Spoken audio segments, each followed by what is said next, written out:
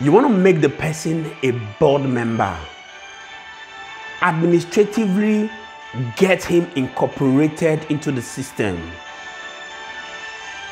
And the last but not the least, you want to transfer openly him as your successor.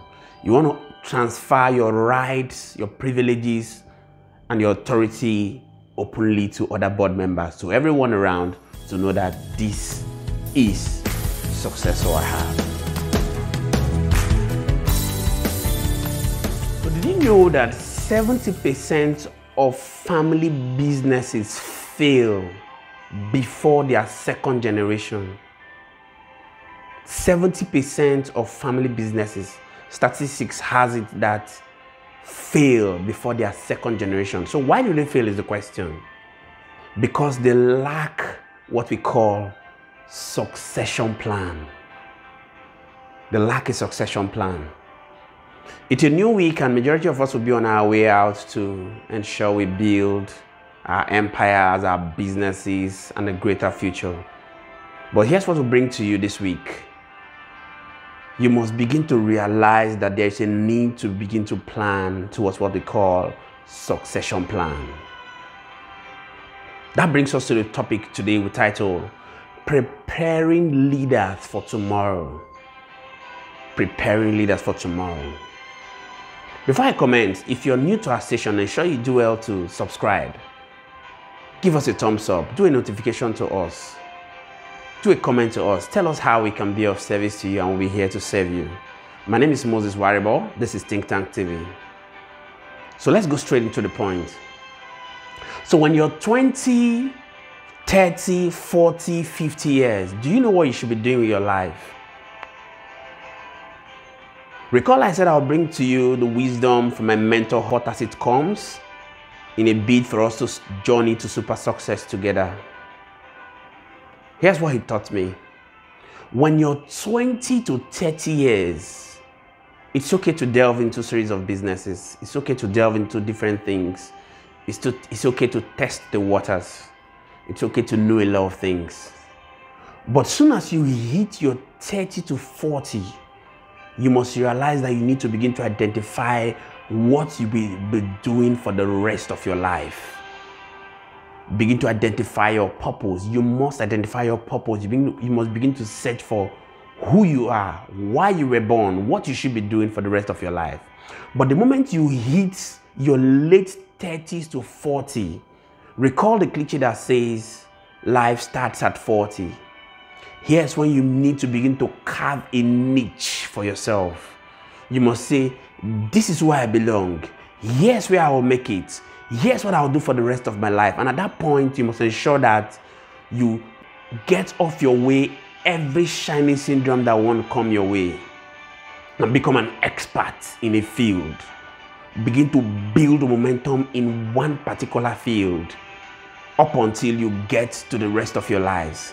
But when you get towards the end of your 40, when you get to the late 40s and clock into 50s, here's what you need to do.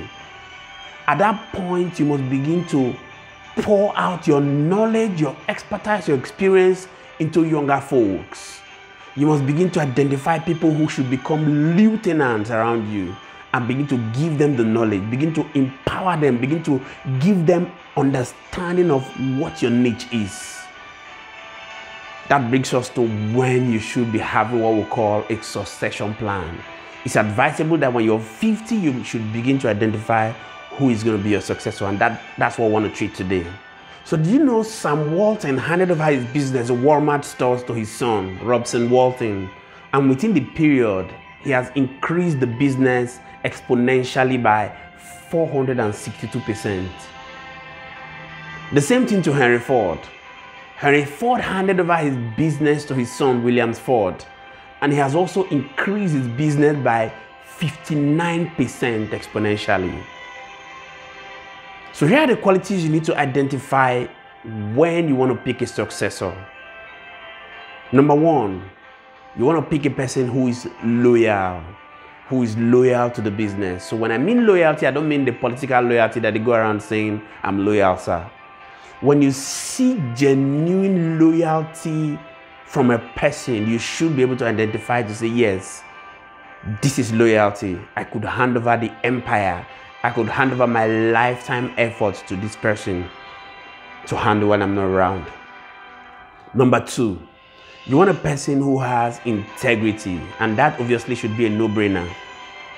A person who has integrity cannot be overemphasized, or the importance of integrity cannot be overemphasized to ensure that a business grows to super success. You want to find genuine integrity in a person that you want to hand over your business to. Number 3, you want a person who has what we call organizational commitments. You see, the importance of commitment cannot be overemphasized. A person who is really committed to a business, you should be able to know. Willing commitment. It's not the type that you begin to chastise and force, you must be in charge of this business. No, that's not what I'm talking about. I'm talking about a person who has organizational commitment, genuine commitment. Why? Because you want to hand over your business to a person who will be committed in your absence. Number 4, you want a person who is empathic, who can feel someone else's pains, who understands the scenario, who understands the situation, who can feel your pain. A person who can feel your pain in your absence. You want to identify an empathic person.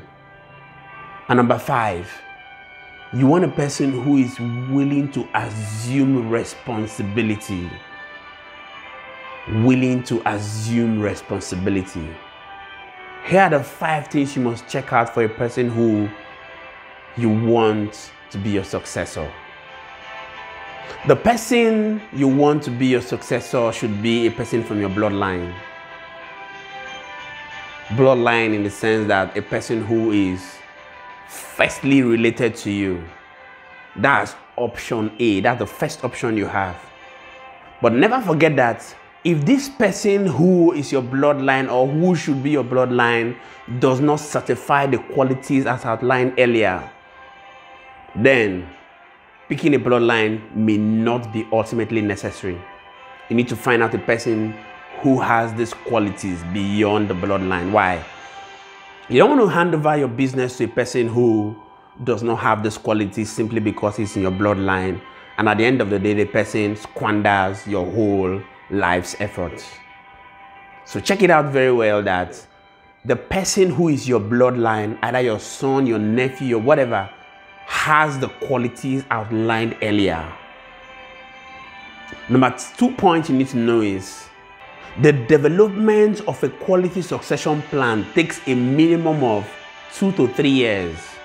So you want to put that in your schedule to know that within these 2 to 3 years, I need to begin to develop a quality succession plan.